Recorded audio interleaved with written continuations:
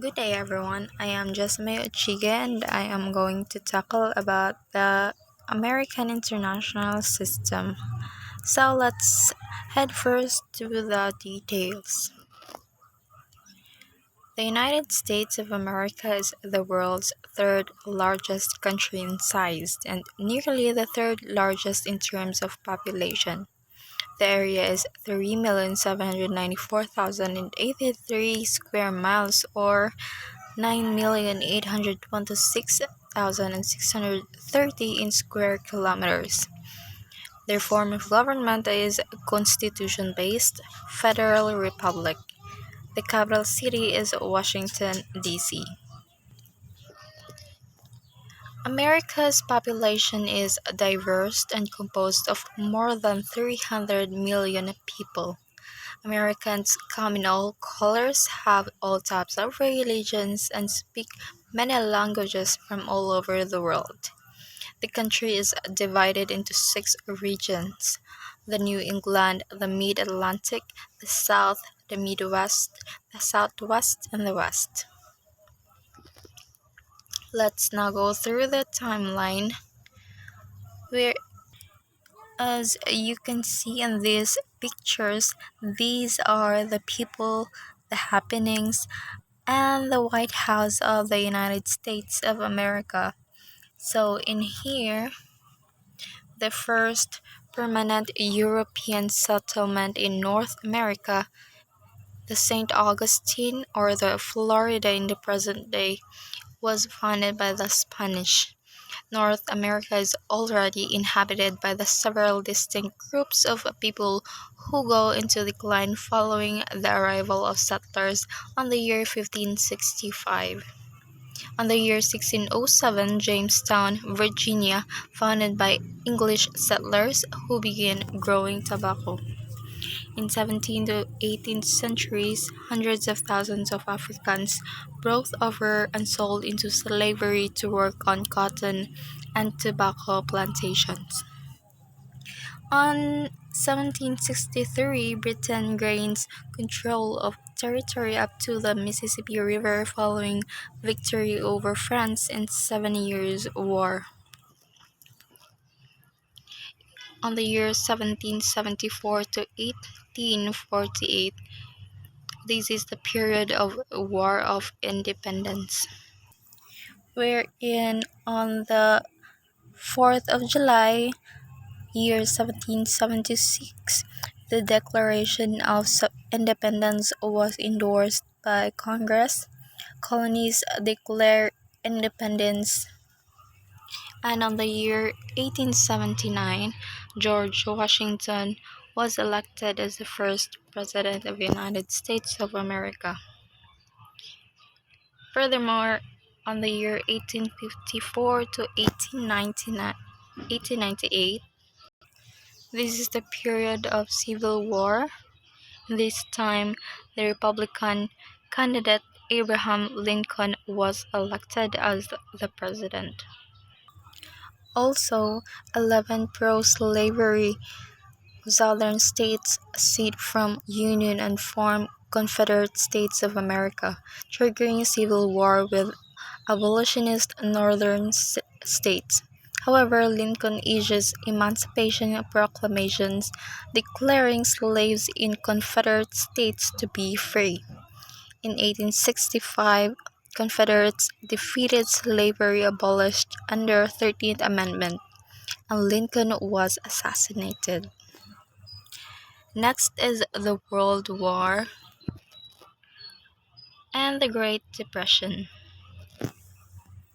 So as we know that when war broke out in 1914, President Woodrow Wilson had announced a policy of neutrality for the United States.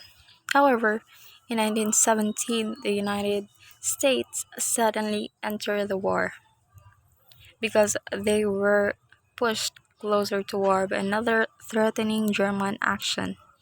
Also, in 1917, the US declared war on Germany. However, the US rejects the membership of League of Nations in its aftermath. In 1920, women gained rights and responsibilities. The 19th Amendment became a law in the U.S. approving the right to vote for women. By 1933, the Great Depression reached its lowest point. Some 15 million Americans were unemployed, and nearly half the country's banks had failed. Moving on to the year 1941 to 1953, the World War II and the Cold War. In 1941, Japanese warplanes attacked U.S. fleet at night at Pearl Harbor in Hawaii, leading the U.S. to joining World War II against the Axis powers. In 1945, U.S. drops two atomic bombs on Hiroshima and Nagasaki, wherein Japan surrenders. In the years of Cold War, Truman establishes a new American policy. President Harry Truman announced a new American foreign policy, which came to be known as the Truman Doctrine. Speaking to, speaking to Congress in March 1947, he asked the military and economic aid to be sent to Greece and Turkey. He also called the United States to supply economic and military aid to any country that requested help in resisting communism. So that's it for the timeline. Now we will go on to the societal structure. As you can see, we have here the different classes starting from the highest, which is the elite, the upper class, and down to the middle class, the lower middle class or the working class, and the poor class or homeless, or the unemployed one. So we'll try to look at in the next page their definitions. Firstly is the upper class. It refers to the top layer or highest socioeconomic bracket of society in the United States. They are commonly described as those with great wealth and power, referred as the capitalist class, or simply as the rich. Politicians, heirs to fortunes, top business executives such as CEOs, successful venture capitalists, and celebrities are considered members of the upper class. The second one is the upper middle class. It refers to people within the middle class that have high educational attainment, high salary, and high status jobs. The upper middle class refers to people within the middle class that have high educational attainment, high salaries, and high status jobs. The common professions of the upper middle class tend to center on conceptualizing, consulting, and instruction. The third one is the lower middle class. The lower middle class, also sometimes referred to as the middle class. It includes roughly one third of U.S. households and is thought to be growing. Individuals in the lower middle class tend to hold low status professional or white collar jobs such as school teacher, nurse, or paralegal. The fourth one is the working class. It consists of individuals and households with low educational attainment, low status occupations, and low average incomes. The members of the working class usually have a high school diploma or some college education and may work in low skilled occupations like retail, sales, or manual labor. The last one is the lower class. Consists of those at the bottom of the socioeconomic hierarchy who have low education, low income, and low status jobs. Low educational attainment and disabilities are two of the main reasons individuals can either struggle to find work or fall into the lower class. Generally, the term lower class describes individuals working easily filled employment positions. So we are now down to the cultural characteristics of America. It says here that the United States is the most generous country in the world, based on a tally of charitable donations, volunteer hours, and track of record reaching out to help others. They are also when the service is good, tipping is expected to be 15 to 20% of the bill. Polite Americans eat with one hand while another one is under the table on their laps. Also, Americans, after the funeral, there is usually a reception at home of the family. There is usually a lot of food and sometimes alcohol. Also, Americans smile a lot and talk easily to strangers, sharing personal stories. So, all of these characteristics can be seen in movies or even in your friends or relatives or someone you know that have been to America or living there. But anyway, let's proceed to the political structure of the United States of America. As I have said lately that their form of government is constitution-based federal republic.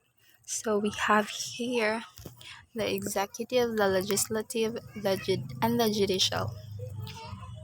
So let's going through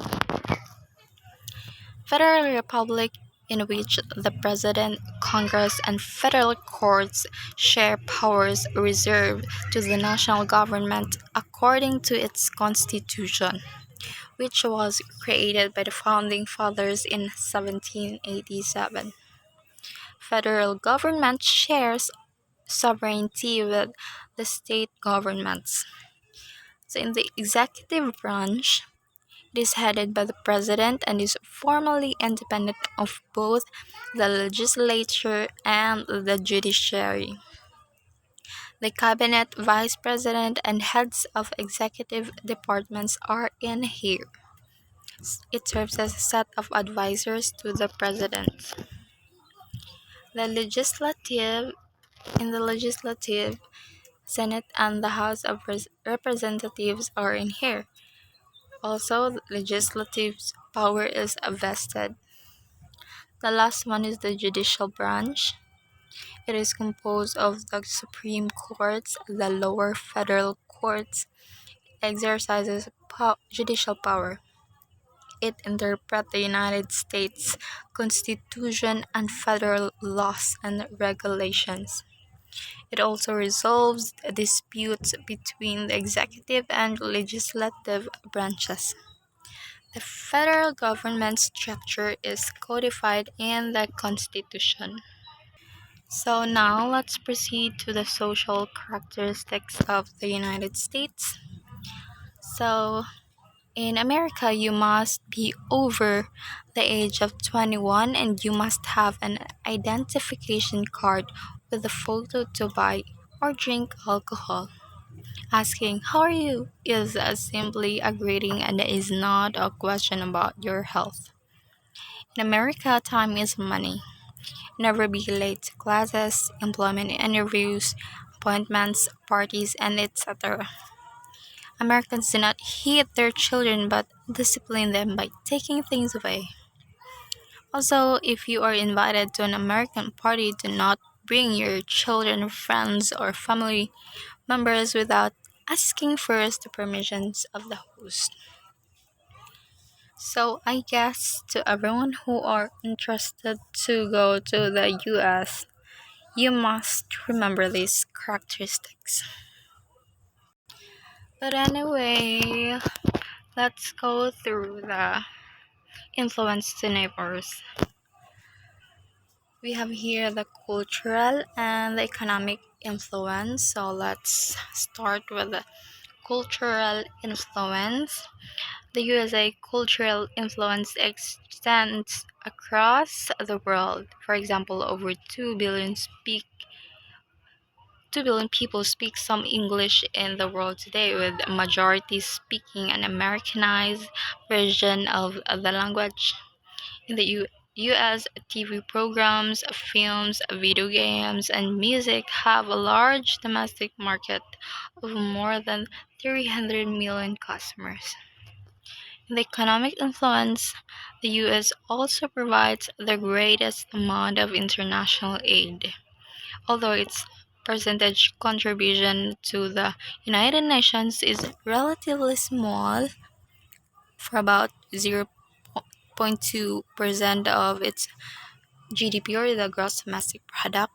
This represented over $30 billion in 2013. So that's it for the influenced neighbors. On the second to the last part of my report, the economy of US. The United States has a high level of income inequality, with a wide gap between the top and bottom brackets of earners. The United States has integrated dramatically into the world economy over the past half century. The share of international transactions in our national economy has more than tripled. It now exceeds 30% of the total output. So in the US, there are five industries that driving their economy. These are the health, technology, construction, retail, and the non-durable manufacturing. Let's go first the health. The health sector has helped the United States to recover from the financial crisis of 2007 to 2008. In the technology, employment among computer and IT is projected to grow 13% from 2016 to 2026, faster than the average for all occupations. On the third, construction. According to the Bureau of Labor Statistics, construction and extraction occupations are projected to grow by 11% from 2016 to 2026. In the retail industry, it is the largest employer in the United States, according to the World Atlas, and 10% of total employment in the United States is in retail. The fifth is the non-durable manufacturing industry. It produces commodities that are defined as having a lifespan of less than 3 years, such as gasoline, electricity, and clothing. On the last part is the other details. You have here the Independence Day and the Halloween. On the Independence Day, it is celebrated every 4th of July. A national holiday of the United States, Americans celebrate this day with their families and friends, enjoying multiple Independence Day parades and outdoor celebrations since it occurs during the summertime. On the Halloween, although it's not a federal holiday, it is popular throughout the entire country. It has both by an Irish immigrant who used to celebrate the evening before the Catholic festival of All Saints' Day. The main focus of today is on dressing up in a scary or creative costume and attend parties. So that's all for my report. Thank you for listening, and God bless to everyone.